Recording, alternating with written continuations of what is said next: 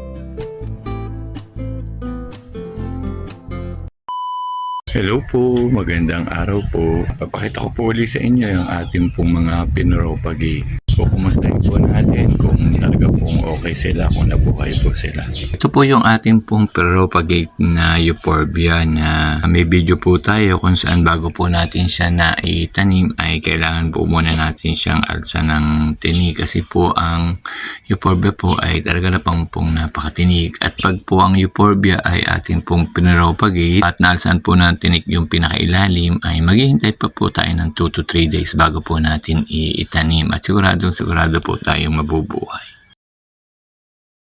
Ito naman po yung pinropagate po nating adenum na talaga naman pong medyo mahirap-hirap din pong buhayin.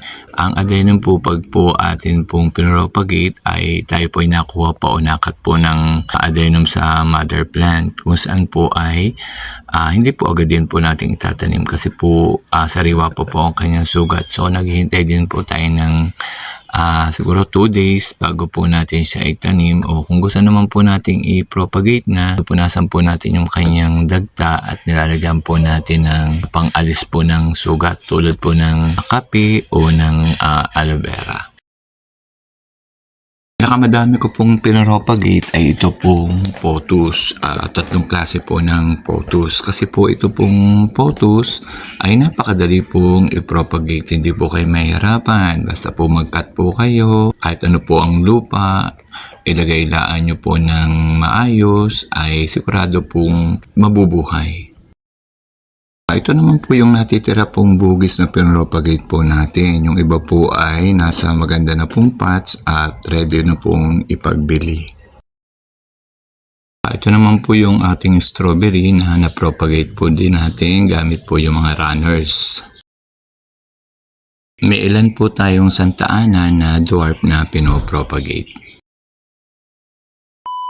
Pag-iba na po yung pakabagan kaya po patatagtag ko na. Hinihintay ko lang po yung aking dalawang kaibigan para sila po ang magtatagtag. Nakain lang po at nag-basketball po.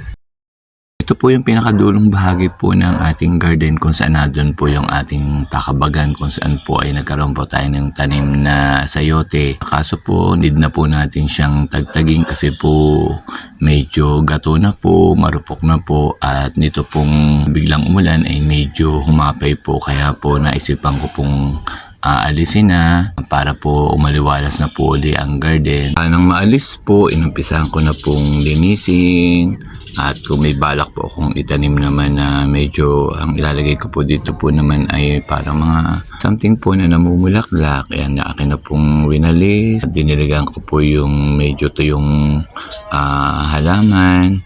Nilinis ko po. Yung pong nag-alis po ng pakabagan ay medyo nahiya pong humarap sa camera kaya hindi ko na po binidyo. Ako na lang po ang binibidyo nila. Kaya sabi ko ay kamahiyain naman nila. Pero sabi po nila tutulungan daw po nila uli ako kung ano man daw po ang gagawin pa din sa garden.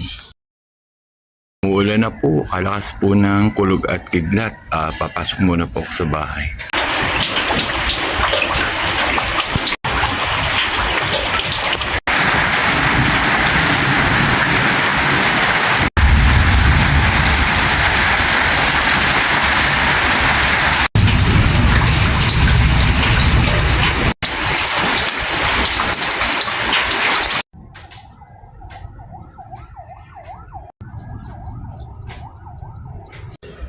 Ayan po ang ating garden. Akala ko po ay lalakas ang ulan. Pero tuwa na naman din po ang halaman. At kahit papano po ay nadiligan. Papakita ko po sa inyo ang ating pong halaman ng makaulan. Bitin nga lang po sa ulan kasi bala ko pa naman pong maligo kadali naman po.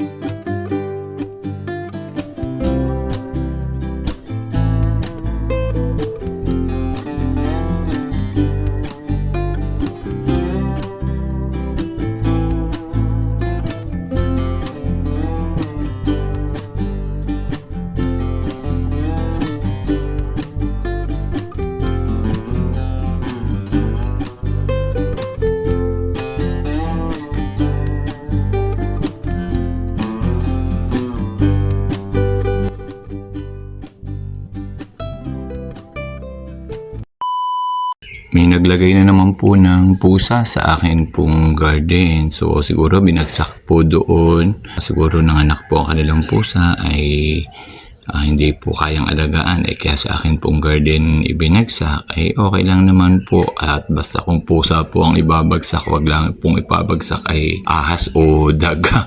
At talagang hindi po ako papayag. Pero pag pusa po, okay lang naman po. Kaya kita po ninyo, gutom na gutom po. Kaya po pinakain ko muna at talagang katalpuin nung makita ko ay inalagaan ko po. Alam niyo naman po ako mga hayop, ibon, pusa. Hindi ko lang po masyadong gusto ay aso. May phobia po kasi ako sa aso.